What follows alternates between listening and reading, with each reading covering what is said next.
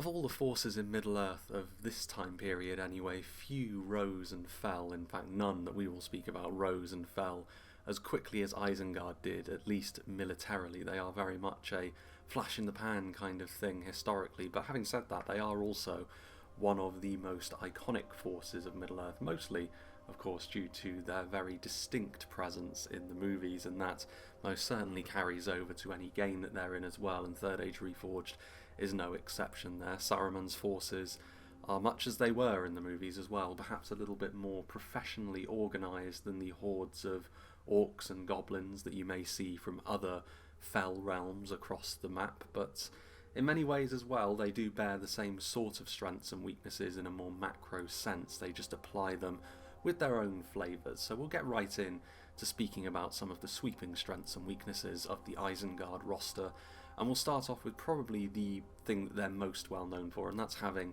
some strong mainline units that they can call upon. More so than the other orcs, they are more designed around the fact that their average level of quality is a little bit higher in the mid to upper mid tier of their armies. Many of the other orcish factions will rely either on a very distinct split like Mordor do between entry level units and very high end units, or other orcish factions, which we'll talk about at a later date, really do front load on some of their numbers and their lower tier units. But Isengard, a little bit more in the middle, and in many ways actually they bear more resemblance in that regard to some of the Western kingdoms of men that surround them, and indeed Saruman would have a little bit of experience with the goings on, shall we say, of those particular places. But in terms of also these mainline units, it's not as if they have just one unit which really fills that role all round. They have a couple which we will get into when we talk about their roster as a whole, but they do have a lot of multifaceted options when it comes to their mid-tier. A lot of them more defensively orientated in terms of how they pack on the armour and that sort of thing. But also, they've got some good ways of dealing damage as well, and many of their infantry units, despite having stronger defensive values than their orcish brethren perhaps, they do also twin that with having some good damage as well. And most notably, getting on to the second thing to talk about here, is they're very good at dealing armour-piercing damage, and this is both up close and from further away. They have some very good options in melee, and indeed they have several. I think in terms of amount of distinctly armour-piercing shock infantry units, Isengard may have the biggest variety in the game, because they have 4 such units that they can call upon, from more entry-level offerings to bodyguard tier. So it does give them a lot in that regard. Most other forces will condense things down into 2 or 3 at the most. Isengard, I don't believe there's another faction that has quite so many. But also they twin this with having some good options from further away as well. Most notably, of course, their crossbows. If I was to make this about one thing in particular, the crossbows are probably the most distinct thing, because unlike some other forces of crossbows, they have got the decent armour that Isengard have in their mid-tier to be able to ward off threats from further away, but also, of course, the numbers and the punch that crossbows possess, and as you would expect, Isengard have always been well known for their crossbows, and that holds true here. But I do think the other armour-piercing options as well, altogether, it does make sense to talk about them as a whole, and they do also have access, as many orc factions do, to an entry-level unit of javelins as well, which can be a very useful tool across the field for gaining that efficiency, that cost-effectiveness across your army as a whole, because Isengard will be spending more on their armies as a result of their slightly higher mid-tier quality than other orcish factions. So where you can still engage in that sort of entry-level, low-cost but high-yield units, Isengard can still do that as well. And much like their nearby underlings in Dunland, anti-cavalry is another really good strong point of Isengard as well. They've got several units, in particular, of course, their central unit of pikes, but other such units as well that have got really good anti-cavalry damage in melee, some good spears, and also as well, even their shock infantry, which we've spoken about before in terms of sustained melee, is going to be pretty good against cavalry if it gets bogged down. But also the aforementioned crossbows and javelins as well can be really useful against enemy cavalry units, and all of Isengard's cavalry of their own as well is more geared towards dealing with enemy cavalry more so than dealing damage themselves. Of course they can still do that, especially the higher level versions, but first and foremost Isengard are a very dangerous anti-cavalry cavalry force, and backing that up with all the crossbows and armor-piercing ranged units and all of the anti-cavalry units in melee, a high cavalry force is going to find it more difficult to find weaknesses in Isengard than many other factions in the game. And indeed, even Dunland, which we've spoken about before, you can always rely on their lower tier units to be a little bit squishier. Isengard don't have that quite so much. So they are one of the best at dealing with high cavalry forces that the game has to offer when they settle back into a defensive shape. However, Isengard, like any faction in the game, is going to have some downsides, and the first of which is something we didn't speak about with Mordor, but it is going to be something that we mention to some extent or another with all of the other Orc factions in the game, short of the one that hasn't been released yet, perhaps, and that is archers. Isengard do not have a particularly strong archer force. It is still better than the other Orc factions that we haven't spoken about yet, but they're still not really tooled for a back and forth fight with a genuine archer faction, or even some that are able to just field decent archers in high numbers. They only have one option now. They used to have two, but they have lost access to their rangers again, a result of making the rosters a little bit more focused, and ultimately, unit slots are now right on the ragged edge of there not being enough for another faction. So some things had to go, and ultimately, because of the loss of body piercing on rangers, the primary reason to bring the Lurtz hunting pack was gone with anyway. And even if they remained, they weren't the best at trading arrow fire with the opposition, so it would simply be long-range skirmishing as the weakness there. But now it's a more generalised thing. They're archers, they can bring them, they can at least compete in that regard, but you have to remember that you're going to have to go about things in a different way. If you want to engage at range, you're going to have to do it at mid-range with your crossbows and maybe lean on your unique artillery piece a little bit more if you are going to do it that way, and only use your archers as a supporting act, more so than the one that you're going to be resting your hopes on, which you can do with other factions. But that's true of most of the Orcs, and many of the Orcs, Isengard included, are going to be based around being a little bit more aggressive and getting into the face of your enemy, utilising your numbers and just your general quality anyway, perhaps, in the case of Isengard, so that isn't really too much of a concern. The second thing to note as well, which is something which we've noted already with a few of the Western Kingdoms, and it is interesting given Isengard also have the ability to deal good damage to heavily armoured units, but they are also pretty vulnerable to armour piercing themselves.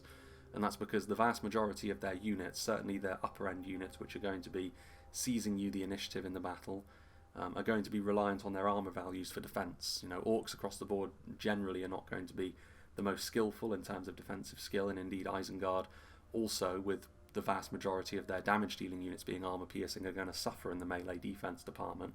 So that makes the armour values where they are there even more necessary.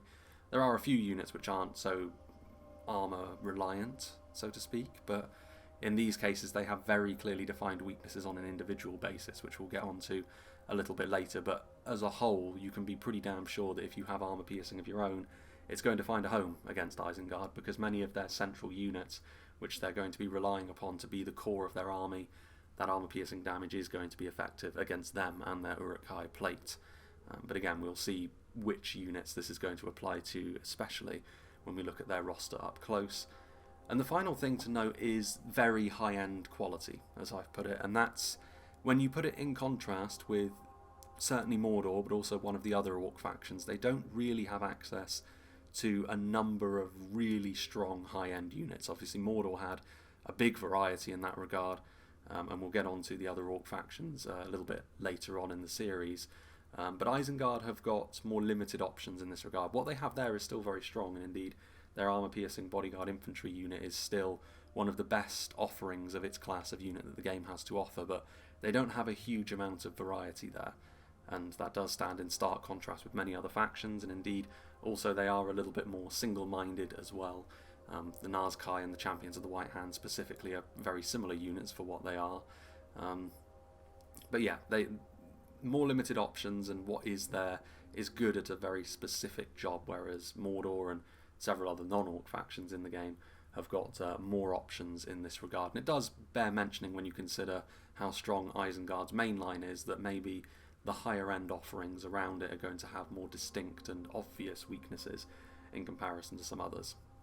But speaking of which, let's take to the field and see what Isengard are actually all about up close.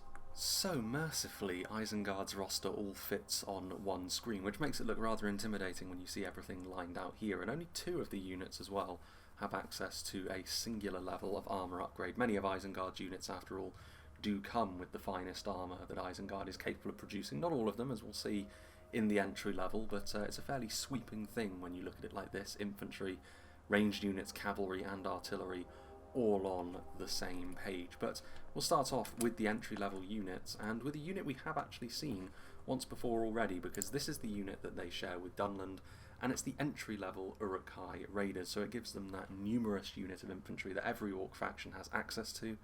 Isengard are perhaps the least known for engaging in those kind of swarm tactics among the Orcs for the reasons that we've already gone through, but they can still do it.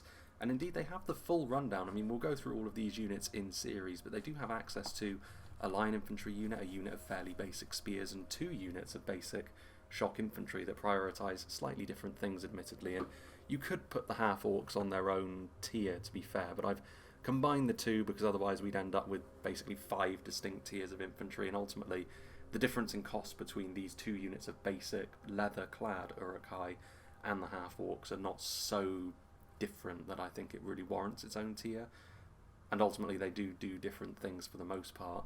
But getting back to the Uruk-hai Raiders, they are a basic unit of line infantry which come with the kind of stats you would imagine a unit of this size would come with. I mean, 254, that's the upper bounds of what an infantry unit can have, so they are going to suffer in some respects, but to be fair, among these kinds of units, as you might expect of the Uruk-hai, they're actually pretty decent. I mean, an attack of 6 is certainly not going to pull up any trees, you're not going to be able to go toe-to-toe with some of the best infantry in the game, but the total defense of 16 is honestly not terrible. I mean, the armour is obviously where they fall down, and it is at this entry level where Isengard do suffer a little bit in that regard. But the defensive skill, the shield value, you can't expect too much for a unit that costs 450 and has 254 men in the unit, and that is the reason why you would bring them. Reasonably low cost, reasonably high man count, and it does help pad out the numbers, which you can fall into a bit of a trap with Isengard of going too top heavy. But even then, I think that's a problem that many of the Orcs can run into, where the main strength of all of them, or at least one of the things that you can dip into, is having a highly numerous force. And some players shy away from that for some reason. Isengard, though, if you do base your army around the mid-tier, you don't have to bring the Raiders by any means, but if you do find yourself needing a few extra numbers, they will fill the role just fine. And the equivalent unit over here, we have the Uruk-hai Reavers. Now, naturally, you're going to see a downturn in terms of the total defensive values, not so much in the armour, but the complete lack of a shield and the fact that the defensive skill falls yet further as a result of them being a 2-handed axe unit means that you're going to see these guys fall apart pretty quickly if you send them forward unsupported, as is the case with many entry-level 2-handed axemen. But they do make up for that with the fact they have good attack values, albeit some entry-level axemen do have higher attack values than 12, and indeed a higher charge bonus as well, but I feel as though that is as a result of them being very numerous. You know, 253 men in the unit is a lot when you compare them to equivalent units like something like the Riddermark Axemen, who have around 200 men. They have slightly better stats across the board, certainly when it comes to their attacking values, but you have to remember there are 50 more Uruk-hai in this unit, 50 more axes dealing those armour-piercing blows, and that is the point as well. 500 is a relatively low cost for a unit that's capable of chucking out a fairly impressive amount of armour-piercing damage, which is going to be useful for smashing units to pieces quickly on the open field. It's also going to be useful for dealing damage in tight spaces in siege battles as well. But you have to remember they are a flash-in-the-pan kind of unit, not the only one of this type either that Isengard have. So if you send them forward unsupported, they will still do damage, but they will fall apart and, being an entry-level unit, potentially rout just that a little bit more quickly. If you do want a slightly more sturdy option at this entry level, also a unit that has the ability to hide, you may want to punt for the half-orc Baneguard. 650 is a step up in terms of the cost, and also a step down in terms of the manpower as well. You're getting over 50 less per count, which is why the total defense scores are significantly higher, and it's also in armor as well, which is a more universally useful thing for this kind of unit to have, I would suggest. And not only that, but you can upgrade them, so a few of them gain helms and chainmail and that sort of thing, stolen arms and armor for the most part. The first of Saruman's foot soldiers, really. They are surpassed later on. But yeah, the armour score, especially when you upgrade them, is going to be fairly significant, and that's what's going to give them that defensive edge. The fact they can hide anywhere is nice. It's not the be-all and end-all, considering Isengard, as with most of the other Orc factions, are going to want to be a little bit more aggressive generally, and hiding, especially on the open field, is more useful for when you're trying to shape an engagement without having to move your army forward in an aggressive manner. But it is still nice, especially when you consider that this kind of unit is going to be fairly vulnerable anyway to missile units. When you consider that they can upgrade the armor, they do have a slight shield value, they're not as vulnerable as the Uruk-hai Raiders, but basically they're a better unit all round noticeably than the Uruk-hai Raiders, but you have, or the Uruk-hai Reavers I should say, but you do pay for that in the sense that there are less of them, and you know, you pay for it literally as well in terms of coins, so it's just a case of which one you want. They will do mostly the same job, however, so it's a rarity really that you have two very similar units in a faction on basically the same tier that just have minor differences really. Having access to a basic unit of spears also does help Isengard when it comes to dealing with cavalry and dealing with flanks, and also spears can be a very useful defensive tool in siege battles as well. If you want to go for the slightly more, or the cheaper option when it comes to a unit of sturdier shielded infantry, we'll get on to the other option in just a moment, but the spear guard are the other one. They can make shield wall like any other spear or any other medium on upwards spear unit. They also have an armor upgrade which brings their armor to 9. Obviously the total defense is much higher because of the shield value being on the front, and they're a reasonably sturdy unit honestly for the cost as well. 178 means there's a fair amount of them, so they can be really useful for swarming cavalry on the open field on those flanks, because Isengard's centre of their army doesn't tend to be the most mobile, so having flanks manned by these guys can give you just a little bit of reactivity over there. But yeah, ultimately as a spear unit they're fairly unremarkable. They're pretty much what you'd expect from an Orcish unit, although to be fair, 178 in the unit, only slightly more than the equivalent Western Kingdoms, and to be fair their stats are not too dissimilar to that, probably slightly less in terms of the attacking capability compared to some of the slightly better examples from there, and also defensive skill falls behind the equivalent units as well, as we've seen in the past, particularly with units like Gondor and Dol Amroth. Their defensive values can be pretty damn impressive, but these guys are not bad. A bit of a bargain really in the Isengard roster, I would suggest. But I think in terms of heavily armoured shielded units on the front, the one you're more likely to see, the slightly more numerous actually Uruk-hai infantry, and not that much different in terms of cost, but you can see the jump up in terms of total defense score here, defensive skill a little bit more, armor score actually the same when you upgrade the half-orcs to the Uruk-hai, but that defensive skill just being a little bit higher does help them when they're fighting in the pits, and also their attack score is obviously much higher, and they don't have the spear malice either. They don't have access to an anti-cavalry bonus, but Isengard certainly don't lack for that elsewhere, as we've already seen a little bit of that with the spears and shock infantry. We will continue to see that as we move throughout their roster, but all round they are just a damn efficient unit for what they are. They have decent attack for this kind of unit. They're reasonably numerous, albeit not quite as numerous as some of the other Western Kingdoms, but they do actually have slightly better stats to make up for that. I mean, the Uruk-hai are meant to be this scary force after all. They aren't lowly orcs. They are bred to be a little bit more dangerous than that. The shield is not a huge shield value, but it's enough when you pair it with the armour and the numbers that they have as well. But they're a very robust force. I mean, in terms of their stats and what they're all about, they're not remarkable, but in comparison to the other orcs, and when you fold them into the rest of the things that Isengard have, they become more than some of their parts, I think, especially when you combine them with this unit, which is probably the most significant Isengard infantry unit there is, probably the most iconic as well, the Uruk-hai pikemen. Decent stats across the board. 750 is a decent amount to spend on this kind of unit, but you don't bump into the red limit so quickly with this unit. You are meant to base the centre of your army around them, pretty much regardless of the situation. On the open field, they can make for a very effective centre. On a siege battle, when you're defending, of course, they can clog up choke points, and when you're attacking, they can be the anchor to your advancing force and really force the defenders onto the back foot in melee engagements, which they need to be having the better of. So pretty much a universally useful thing. And most pike units as well, they're going to be somewhat vulnerable to skirmishers, and that's not untrue of the Uruk-hai pikemen either. But their decent armour score means that they are going to be able to shrug off at least basic attacks reasonably effectively.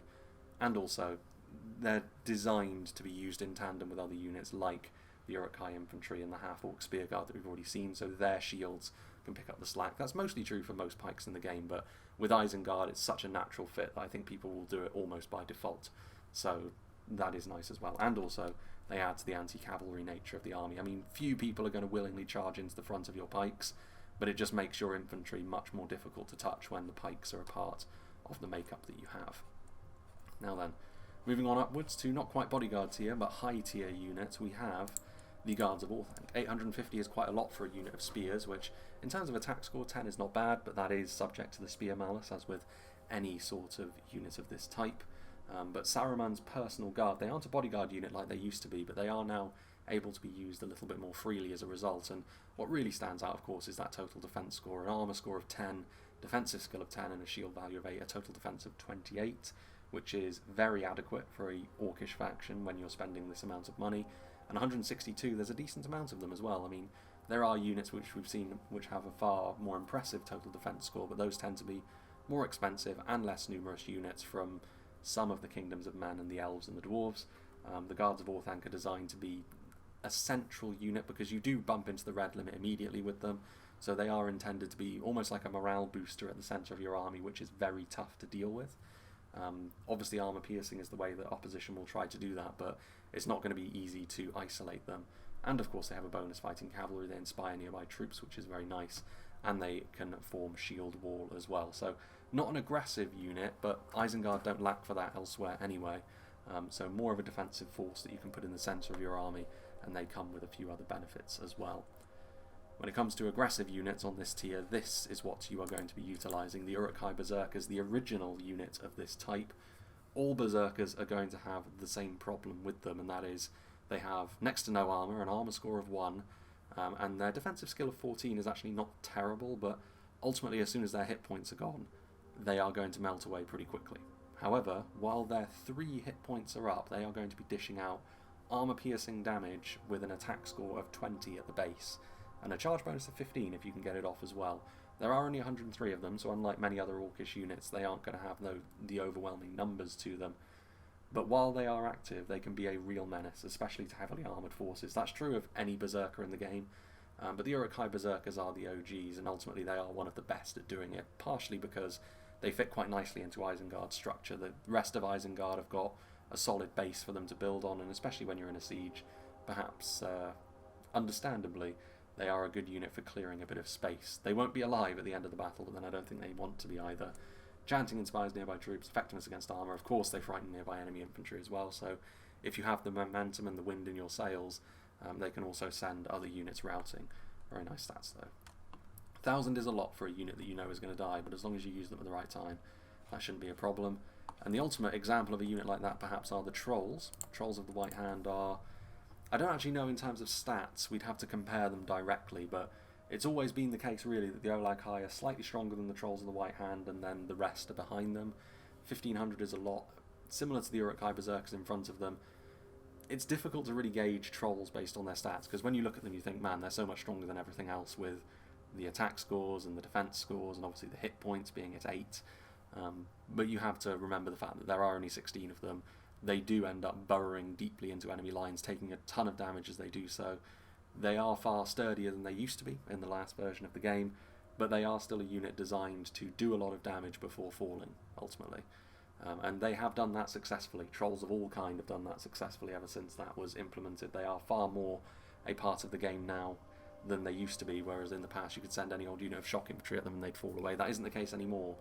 But 1,500 is a lot of money to spend, again, on a unit which you do still need to use at the right time, otherwise they're simply not going to be efficient, and you do need the rest of the Isengard army rolling up behind them at the right time in order to get the most out of them. Of course, though, they cause fear, effectiveness against armour, going to do horrible damage to horses if the horses don't get the charge off on them. So yeah, pretty much as you were.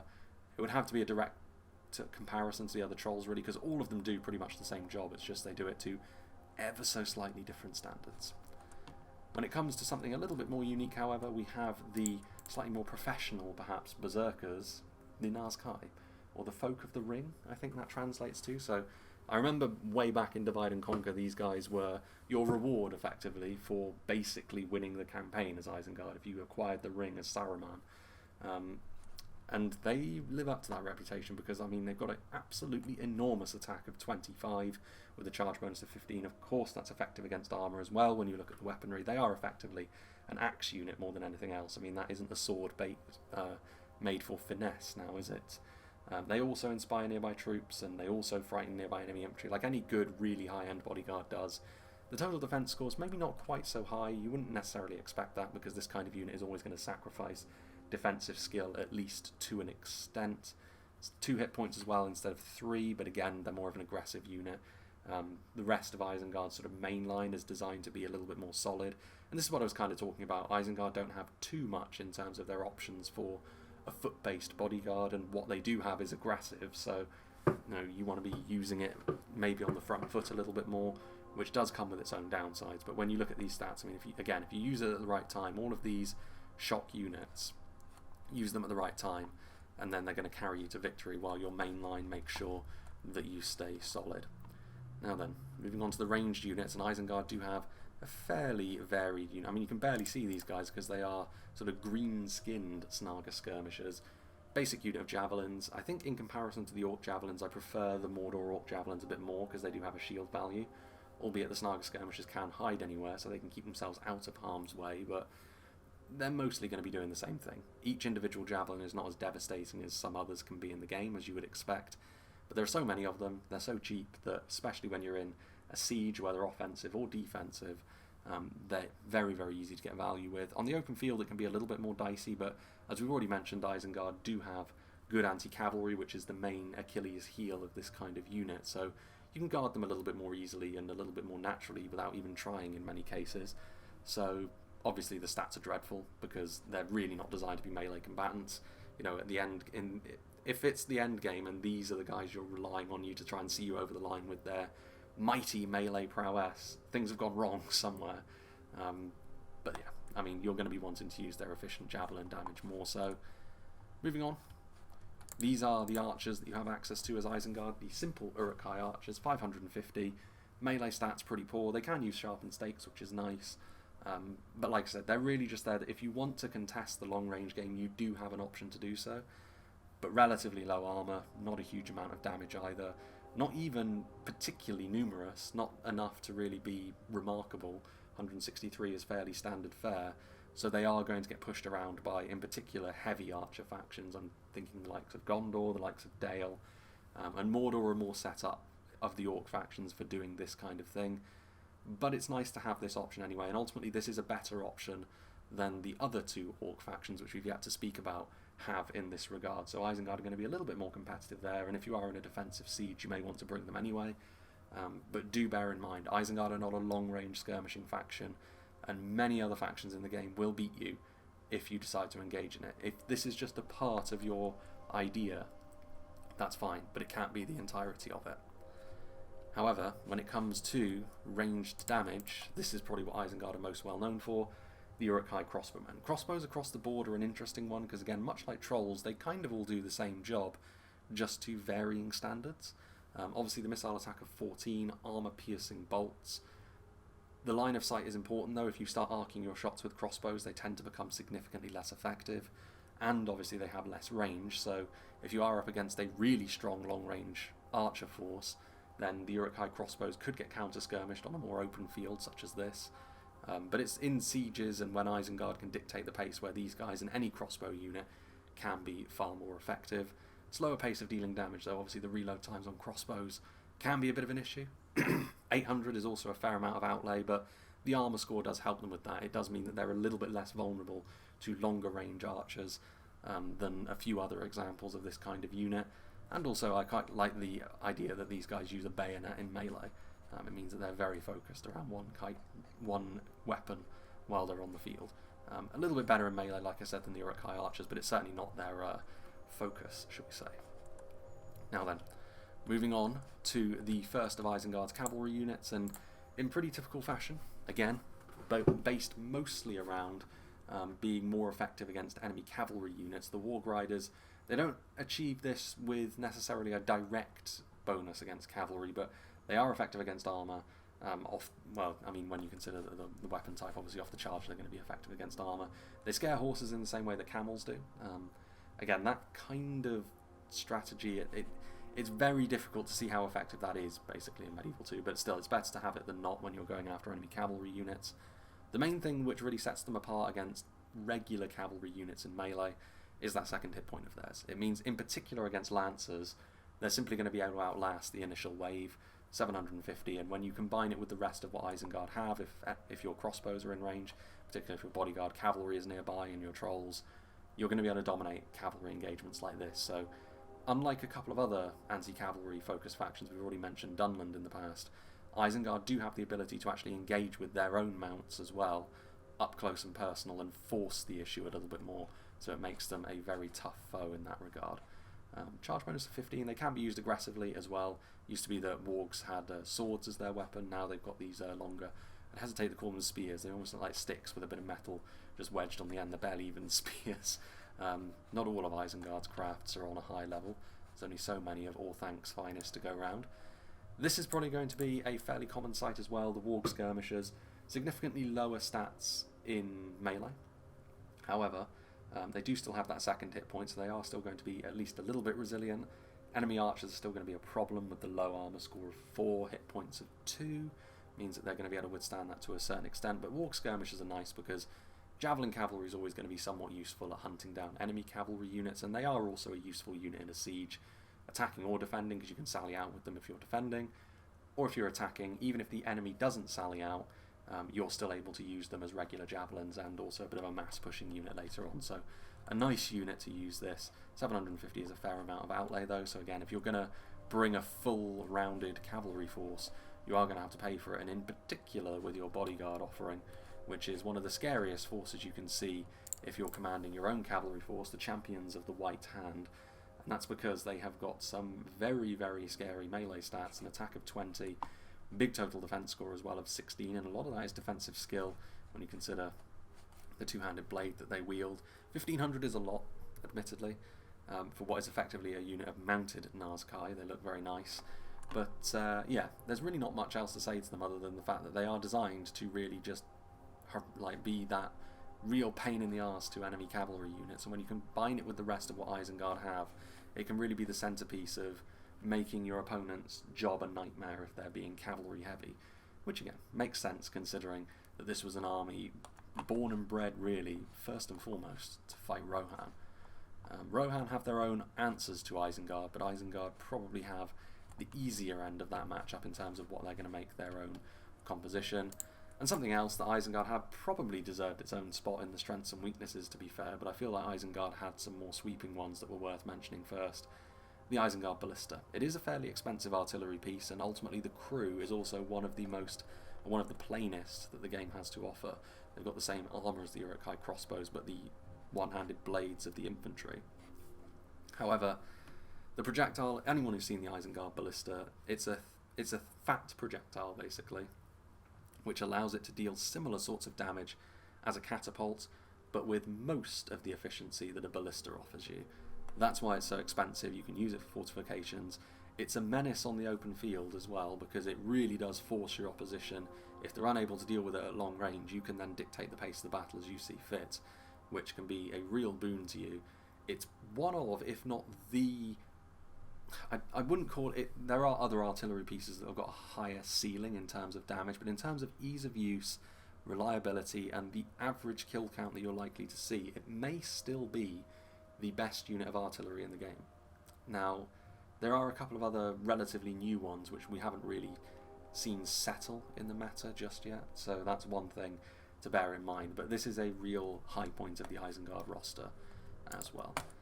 So there we have it, Isengard. I have to say, among all the Orc factions, I think Isengard are my favourite. I think their sense of style and obviously their iconic nature it sets them apart from the rest of the Orcs, I think, just a little bit, even Mordor. However, I will say that high end is probably where people may prefer Mordor and even Angmar, who we'll speak about at a later date, because they have a few more varied options in that regard. And Isengard, you really are reliant on your main line being efficient, but I feel like you have all the tools to be able to dictate pretty much any kind of battle how you see fit. Basically, it all will come down to when you choose to drop the hammer with your aggressive infantry, your cavalry potentially as well moving forward, with your skirmishers and dictating with your artillery as well. But you should be able... There's not many circumstances where Isengard are going to find themselves with no options. Mordor are kind of similar in that regard as well, but Isengard achieve it with the mid-tier, whereas Mordor achieve it with their units either side they're mid-tier, I would suggest. So there we have it. There is Isengard, and I think we'll continue geographically along this route, and I think the next three that we will look at actually are the three petty kingdoms that used to make up Arnor, starting off with a faction on the good side of Middle-earth, and the closest ones to Isengard as well, actually. I think we'll look at Cardland next, so I hope you enjoyed this, and I hope you'll join me for that.